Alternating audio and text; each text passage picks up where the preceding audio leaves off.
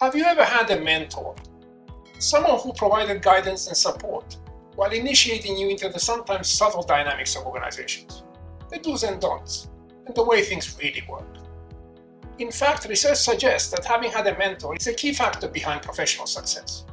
Some of the most famous examples are Warren Buffett and Bill Gates, Steve Jobs and Mark Zuckerberg, Maya Angelou and Oprah Winfrey. You have probably heard many more such examples. As a manager, knowing how to unlock the power of mentoring can work wonders for team motivation, engagement, and organizational performance.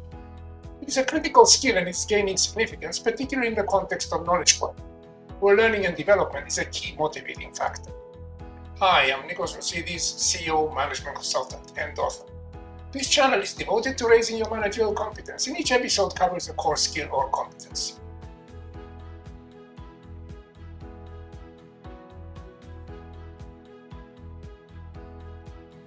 Mentoring in its various forms have a long history. The term originates in Homer's Odyssey, just before Odysseus set sail for Troy. He asked his close friend Mentor to look after his infant son Telemachus. He was to protect, guide, and support the boy as a kind of surrogate father during his long absence. But perhaps the most common form of mentoring historically is the transfer of knowledge and experience from a master to an apprentice, which has a long history across cultures. In the Renaissance, the master-apprentice relationship was key to the arts, as well as a range of vocations: blacksmiths, carpenters, builders, bakers, as young people learned their craft from more experienced masters.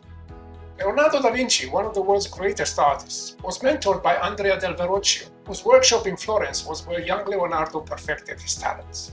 The Japanese master-apprentice tradition also dates back millennia, persists today in many walks of life: sports, the arts, education, even politics.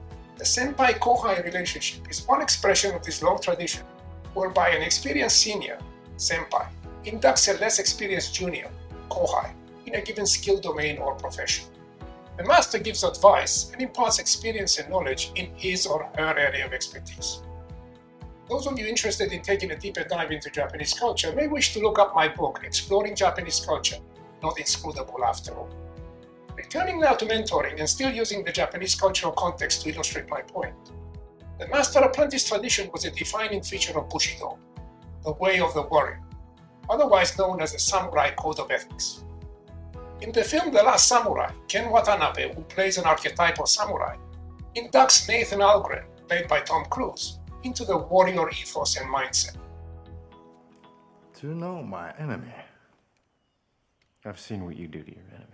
The warriors in your country do not kill? They don't cut the heads off defeated kneeling men. General Hasegawa asked me to help him end his life. A samurai cannot stand the shame of defeat. I was honored to cut off his head.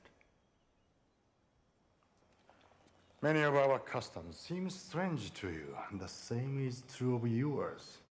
In the world of business, mentoring is often part of organizational HR systems, whereby experienced team members are assigned to advise and support more junior staff, to guide them through the initial stages of their professional journey. And a mentor is a person that you can tell the good, the bad, and the ugly to. So it needs to be somebody that you trust. You need to be able to say, boy, I really screwed up on that particular project. As such, a mentor is typically defined as a more senior colleague who offers guidance, support, and encouragement aimed at developing the skills of a more junior colleague, the mentee.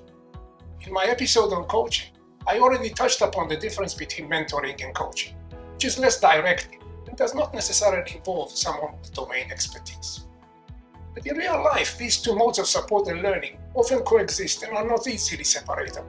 They tend to interact even as they emphasize different styles of engagement. Of course, mentoring styles themselves may differ according to the mentor's personality profile and preferences, as well as the mentee's learning style. It's not something one learns in school.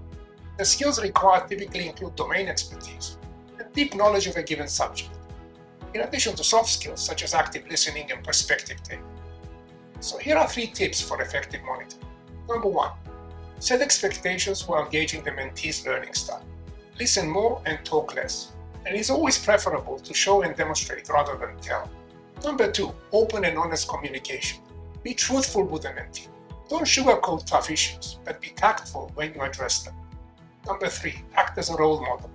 Walk the talk. Practice what you preach to gain trust and respect. And while the relationship unfolds, be sure to create a climate of psychological safety, where the mentee can confide in you and is made to feel safe without fear of reprimand or humiliation. So long for now, and see you in the next episode.